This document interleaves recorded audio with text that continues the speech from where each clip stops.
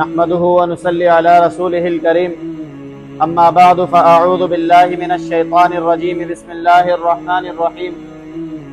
والذين استجابوا لربهم وأقاموا الصلاة وأمرهم شورى بينهم ومما رزقناهم ينفقون وقال النبي صلى الله تعالى عليه وسلم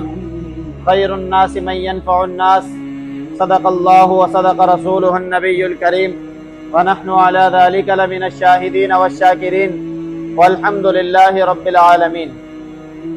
میرے معزز سامعین، میں نے آپ کے سامنے قرآن کریم کی ایک آیت مبارکہ اور حدیث رسول صلی اللہ تعالی علیہ وسلم میں سے ایک حدیث مبارکہ تلاوت کی ہے۔ دعا ہے کہ اللہ رب العزت صحیح اور حق بات کہنے کی توفیق عطا فرمائے، مجھے اور آپ کو اس پر عمل کرنے کی توفیق عطا فرما دے۔ اس آیت مبارکہ کے اندر اللہ رب العزت لوگوں کے اللہ کی بات کو قبول کرنے اور اس پر عمل پیرا ہونے کا تذکرہ فرما رہے ہیں کہ والذین استجابوا، اللہ کے بندوں میں سے وہ لوگ جو اللہ کی بات کو سن کر اللہ کی بات پر لبیک کہتے ہیں اور استجابوا لربہم، اپنے رب کی بات کو قبول کر لیتے ہیں، وَأَقَامُوا الصَّلَاةَ، اور اپنے رب کی بات کو مانتے ہوئے نماز کو ادا کرنے والے بن جاتے ہیں، نماز کو قائم کرنے والے بن جاتے ہیں۔ صرف اور صرف نماز پڑھ لینا یہ نہیں کہا، بلکہ نماز کو قائم کر کے دکھاتے ہیں، اس پر ہمیشگی کر دکھاتے ہیں اور لوگوں کو بھی اس بات کے اوپر متوجہ کرتے ہیں۔ یہ ہے اقامت صلاح، کہ اللہ رب العزت کے وہ بندے جو اللہ کی بات کو من وعن تسلیم کرتے ہیں اور اللہ کی بات کے اندر بلا چوچرا لبیک کہتے ہوئے سر تسلیم خم کرتے ہیں، اللہ فرماتے ہیں یہ وہ لوگ ہیں جو اللہ کی بات کو سن کر اس پر لبیک کہنے والے ہیں۔ دوسری ان کی صفت اللہ رب العزت نے بتائی کہ وَأَمْرُهُمْ شُورَىٰ بَيْنَهُمْ، یہ اللہ کے بندے کہ جو اللہ کی بات کو سن کر اللہ کی بات پر لبیک کہتے ہیں، یہ اپنے معاملات دنیا کو دیکھتے ہوئے نہیں چلاتے، نہ ہی اپنی عقل کے مطابق چلاتے ہیں، نہ ہی کسی بڑے منصب والے کے ماتحت رہ کر چلاتے ہیں، بلکہ یہ اپنے معاملات آپس میں بیٹھ کر مشاورت سے طے کرنے والے معاملات کو جو مشاورت سے طے ہو جائیں ان کو ادا کرتے ہیں اور ان پر اپنی زندگی گزارتے ہیں اور ویسا ہی لوگوں کے ساتھ معاملہ کرتے ہیں۔ تیسری صفت اللہ رب العزت نے بتائی کہ وَمِمَّا رَزَقْنَاهُمْ يُنْفِقُونَ، اور وہ اللہ کے دیے ہوئے مال میں سے جو کچھ اللہ نے انہیں دیا ہوتا ہے وہ اللہ کی راہ میں خرچ کرتے ہیں۔ یہاں پر یہ جاننا ضروری ہے کہ مال، صرف مال کی بات نہیں ہو رہی کہ مال اللہ کی راہ میں خرچ کر دیا جائے، بلکہ اگر آپ کو اللہ نے مال دیا ہے تو مال اللہ کی راہ میں خرچ کیا جائے۔ اگر اللہ نے آپ کو صلاحیت دی ہے تو وہ صلاحیت اللہ کی راہ میں خرچ کی جائے۔ اگر اللہ نے آپ کو علم دیا ہے تو وہ علم اللہ کی راہ میں خرچ کیا جائے۔ اللہ کے بندوں کو اللہ کی غلامی میں لانے کے لیے اس علم کو استعمال کیا جائے، اور اللہ رب العزت نے اگر وہ قائدانہ صلاحیتیں آپ میں رکھی ہیں تو ان قائدانہ صلاحیتوں کو اللہ کے لیے استعمال کیا جائے۔ اسی طریقے سے اپنی انفرادی جد و جہد کو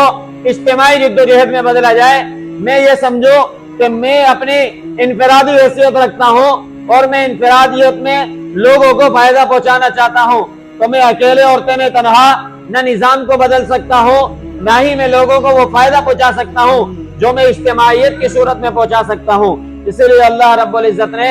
یہ بات بتائی ہے کہ وَأَمْرُهُمْ شُورَىٰ بَيْنَهُمْ، اللہ کے نیک بندے اللہ کی بات کو سن کر لبیک کہنے والے لوگ وہ آپس میں معاملات جماعت کے ساتھ اتحاد کے ساتھ طے کر کے پھر عمل پیرا ہوتے ہیں، اکیلے اپنی زندگی نہیں گزارتے۔ اور پھر اس اجتماعیت کے اندر پہلی بات یہ ہو کہ اللہ کے لیے نماز کو قائم کیا جائے، اور پھر جو کچھ آپ کے مشاورت سے، آپ کی نماز سے، آپ کی زندگی سے آپ کو حاصل ہو جائے، اس جمع پونجی کو اللہ کی راہ میں خرچ کر دیا جائے۔ اسی طریقے سے نبی علیہ الصلوۃ والسلام نے کہا کہ خیر الناس من ينفع الناس، کہ تم لوگوں میں سے بہتر وہ لوگ وہ ہیں کہ جو لوگوں کے ساتھ اچھا معاملہ کرتے ہیں، لوگوں کو فائدہ پہنچانے والے ہوں۔ اگر ہم اپنی زندگی گزاریں، اگر اپنے معاملات دیکھتے رہیں، میں یہ چاہوں کہ میری دنیا بن جائے، میں یہ چاہوں کہ میری آخرت سنور جائے، میں یہ چاہوں کہ میری نمازیں صحیح ہو جائیں، میں یہ چاہوں کہ میرے روزے پورے ہو جائیں، میں یہ چاہوں کہ میں دین کے ہر معاملات میں خود ادا کرنے والا بن جاؤں، بس میں اپنی فکر میں لگا رہوں، تو یہ اپنی فکر نہ مجھے اس دنیا میں فائدہ دے گی نہ ہی آخرت میں فائدہ دے گی۔ یہ اجتماعیت کے ساتھ مجھے اور آپ کو فائدہ دے سکتی ہے۔ ہر نیک کام کے لیے پہل اپنے آپ سے کی جائے، پھر دوسروں کو سمجھانے کی جد و جہد کی جائے، اور اس کام کو اجتماعیت کے دائرے میں کیا جائے، اور ہر کام کے لیے پوری کی پوری امت کی فکر کی جائے۔ ایک اکیلے اپنی فکر کر کے اپنے آپ کو بچا لینا یہ کافی نہیں ہو سکتا۔ بنی اسرائیل کے ایک بہت بڑے نیک اللہ والے نے ساری کی ساری زندگی اللہ کو راضی کرنے میں لگا دی، ایک پلک جھپکنے کے برابر بھی حدیث جبریل ہے کہ انقلب المدینہ کذا و کذا بآلہا، اللہ نے کہا کہ آپ جاؤ فلاں فلاں بستی کے اندر، اس فلاں فلاں بستی کو الٹ دو، قال ان فیہم عبدک فلان لم یعصک طرفۃ عین، جبریل امین نے کہا یا اللہ اس بستی کے اندر تو ایک ایسا شخص رہتا ہے کہ جس نے آپ کی نافرمانی پلک جھپکنے کے برابر بھی نہیں کی، آپ یہ کیسے کہہ رہے ہیں کہ پوری کی پوری بستی کو الٹ دیں؟ اللہ نے کہا اقلب علیہ وعلیہم، کہ بستی کو اس پر بھی الٹو اور ساری بستی والوں کو اس پر دے کر مارو، پہلے اس کو الٹنا بعد میں بستی والوں کو۔ کیوں؟ کیونکہ اس نے ساری زندگی اپنے آپ کو بچانے کی فکر کی، اللہ کی عبادت کرتا رہا اور یہ سوچتا رہا کہ میں بخشا جاؤں گا، لوگوں کی طرف متوجہ نہیں ہوا، لوگوں کے اعمال کی اصلاح نہیں کی، لوگوں کے جھوٹ کو جھوٹ نہیں سمجھا، لوگ غلط بیانی میں مبتلا رہے، اس کے کان پر جو نہیں رینگی، لوگ غلط معاملات کرتے رہے، اس نے اللہ کے حقوق سے، اللہ کے اصول سے لوگوں کو آشنا نہیں کرایا، تو اللہ رب العزت نے کہا سب سے پہلے اس کی قدر کی جائے کہ جس کو اللہ نے علم دیا اس نے اللہ کے لوگوں کو اللہ کے علم سے آشنا نہیں کرایا،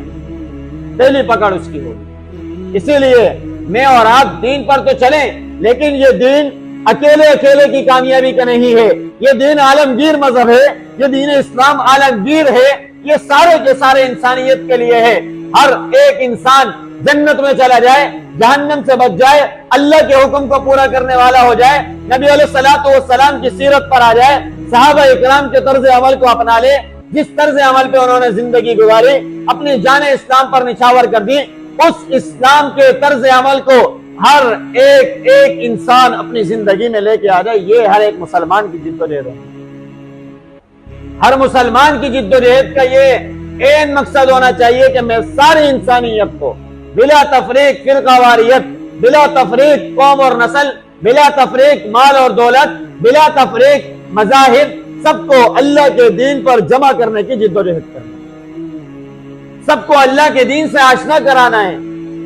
یہ دین اللہ نے جو دیا ہے اس میں نہ کوئی نقص ہے، نہ کمی ہے، نہ زیادتی ہے، بلکہ یہ پورا کا پورا کامل اور اکمل ترین دین ہے۔ اس کے اندر اگر آپ چاہیں کہ آپ کی پیدائش سے لے کر آپ کی تدفین تک کے مراحل دیکھ لیں تو آپ کو ایک ایک بات وضاحت سے مل جائے گی، یہاں تک کہ آپ کے واش روم جانے کا طریقہ، آپ کے اٹھنے کا طریقہ، آپ کے سونے کا طریقہ، آپ کو جو نیند کے اندر خواب آتے ہیں اس کا کیا عمل ہے، سارے کے سارے معاملات اس دین اسلام میں آپ کو۔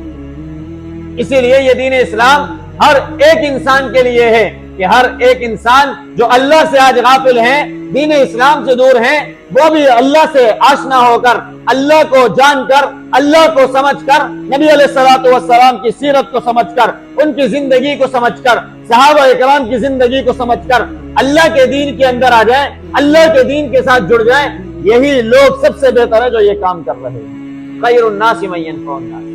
کہ لوگوں میں بہتر وہ ہیں جو لوگوں کو فائدہ دینے والے ہیں۔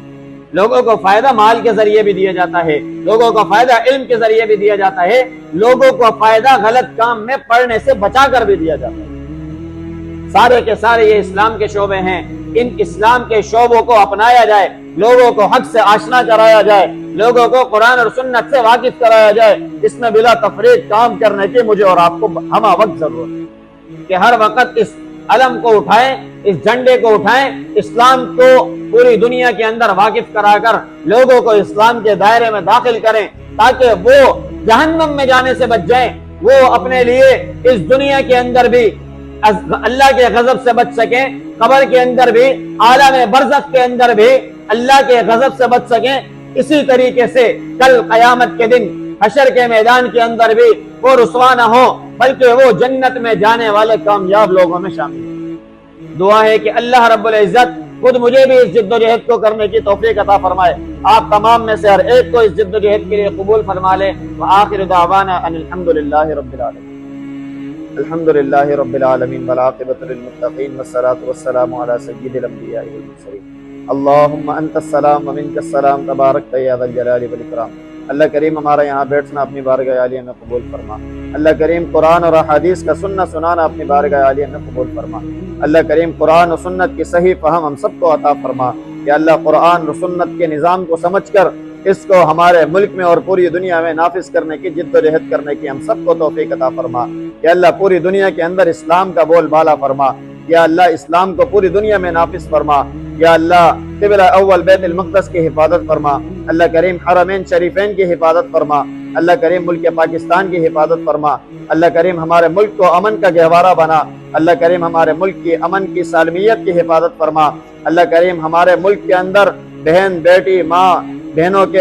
عزت اور آبرو کی حفاظت فرما۔ یا اللہ اس پر حملہ کرنے والے لوگوں کو یا اللہ دنیا کے لیے عبرت کا نشان بنا۔ یا اللہ ایسے لوگوں کو ہدایت بھی عطا فرما، اگر ہدایت نہیں ہے تو پھر ایسے لوگوں کو رہتی دنیا تک کے لیے عبرت کا نشان بنا دے۔ یا اللہ اسی طریقے سے یا اللہ جہاں جہاں مسلمان پریشان حال ہیں، بیمار ہیں، مصیبت زدہ ہیں، تکلیفوں میں ہیں، یا اللہ تمام کی بیماریوں کو، پریشانیوں کو، تکلیفوں کو، مصیبتوں کو دور فرما۔ یا اللہ جتنے بے روزگار ہیں یا اللہ تمام کو حلال طیب روزگار عطا فرما۔ یا اللہ جتنے برسرے روزگار ہیں ان کے روزگاروں میں خیر و برکت عطا فرما۔ یا اللہ ڈاکٹر عافیہ صدیقی کو جلد رہائی عطا فرما، اس کے لیے ہم سب کو جد و جہد کرنے کی توفیق عطا فرما۔ یا اللہ جتنے پیارے ہمارے اس دنیا سے چلے گئے اللہ سب کی کامل بخشش فرما۔ اللہم رب ارحمہما کما ربیانی صغیرا، وصلی اللہ تعالی علی رسول خیر خلقہ محمد وعلی آلہ واصحابہ اجمعین، آمین برحمتک۔